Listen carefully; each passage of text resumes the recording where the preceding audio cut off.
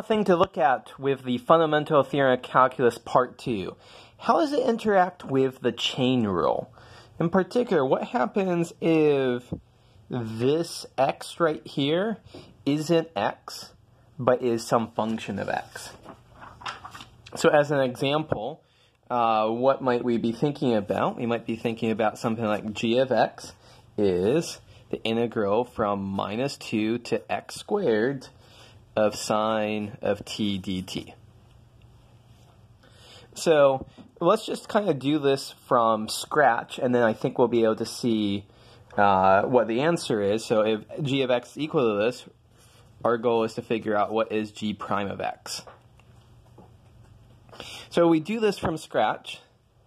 We see that g of x is equal to an antiderivative for sine of t is negative cosine of t.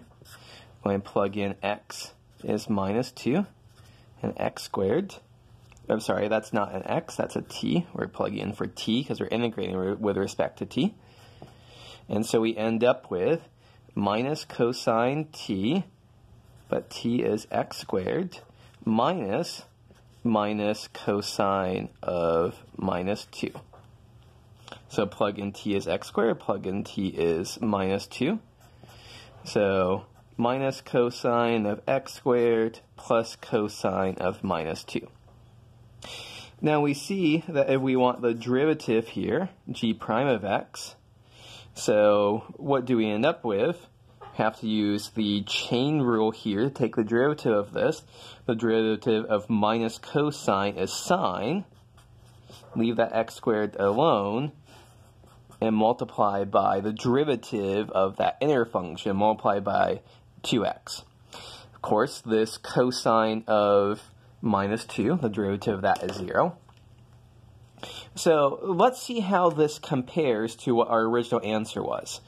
So our typical, just as a brief reminder, if we were to say here g of x is equal to the integral from minus 2 to x of sine t dt, g prime of x is just sine of x. So if you, to take the derivative of this, you just replace t with x. Here, we replace t with x squared when we find the derivative, but moreover, we also have to multiply by the derivative of this upper bound here. And so this is how the chain rule interacts with our second part of our fundamental theorem of calculus. And so let's write this up a little bit more formally here.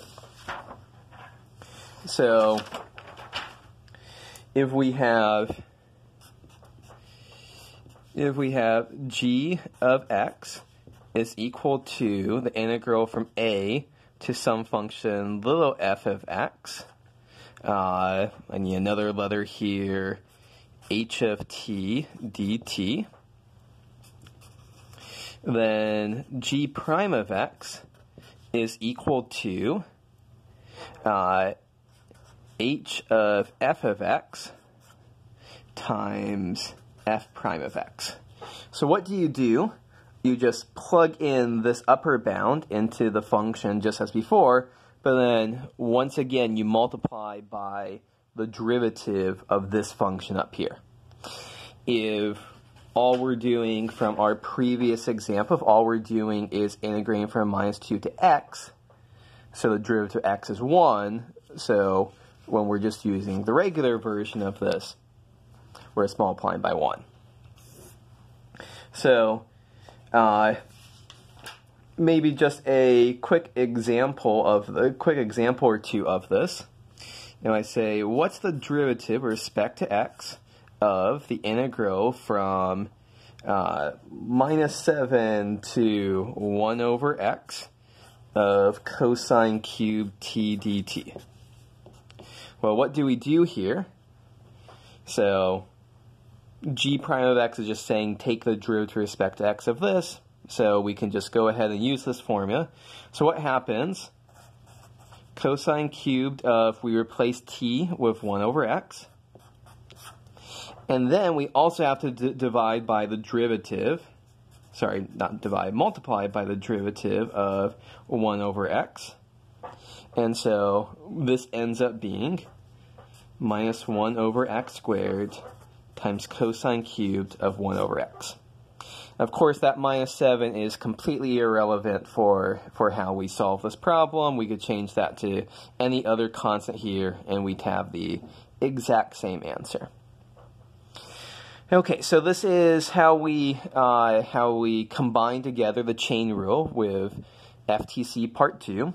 Let me say I've seen Calculus 1 final exams in the past. This kind of problem is a kind of frequent visitor on finals, so you want to make sure that you can do these kinds of problems. And to have you practice with it, let's wrap up section 5.5 with this pre-class problem. So I want you to do what we did before, find the derivative of this expression here, the integral from 0 to x cubed of t over t plus 1 dt.